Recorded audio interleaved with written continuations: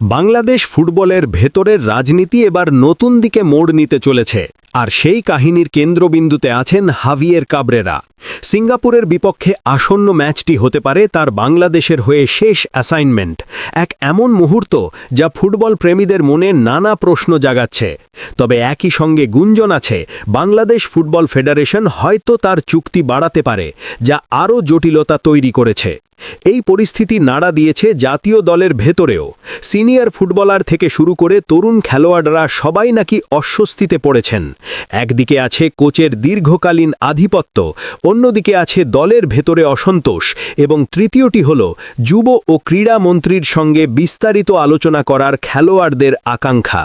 Javier Cabrera Bangladesh ফুটবলের একচ্ছত্র আধিপত্যের অধিকারী। তার অধীনে যেভাবে খেলা হয় তাতে প্রায় সব কিছু তার ইচ্ছানুযায়ী চলতে দেখা যায়। কিন্তু এই আধিপত্যের ছায়ায় ফুটবলারদের মধ্যে উঠে এসেছে অভিযোগ ও ভয়। পারফরম্যান্সের দিক দিয়ে তারা সন্তুষ্ট হন বা না হন, চাকরি হারানোর আশঙ্কা সবসময় তাদের মনের এক কোণায় থাকে। সূত্রের খবর, সিঙ্গাপুর ম্যাচটি কাবরেরার শেষ হতে পারে, আর সঙ্গে রয়েছে চুক্তি নবায়নের সম্ভাবনা। এই দ্বন্দ্বের মাঝে ফুটবল ফেডারেশন এবং কোচ উভয়কেই নিখুঁত সমাধানের জন্য চাপের মুখে থাকতে দেখা যায়। জাতীয় দলের একাধিক খেলোয়াড় সরাসরি কোচের সঙ্গে কথা বলেননি, তবে দলের ভিতরে তাদের অসন্তোষের ছায়া স্পষ্ট।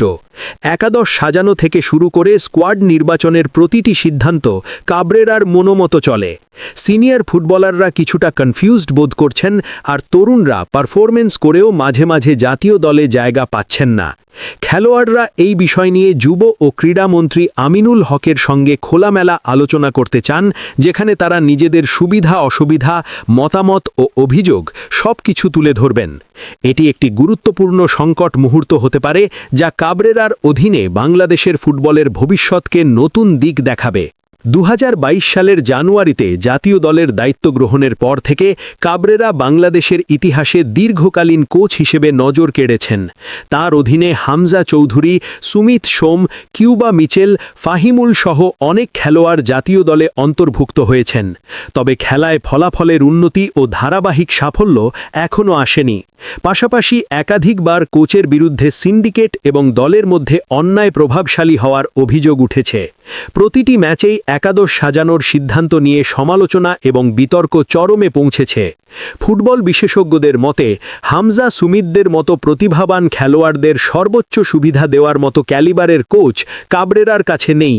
এই অবস্থায় বাংলাদেশ ফুটবল ফেডারেশন বা বাফুফে ও নতুন কোচের সন্ধানে। তবে শুধু কোচের যোগ্যতাই নয়, অর্থনৈতিক দিকটিও বড় চ্যালেঞ্জ। বাফুফে চাইছেন নতুন হাই প্রোফাইল কোচের সঙ্গে চুক্তি, যাতে দেশের বাজেটের মধ্যে যায়।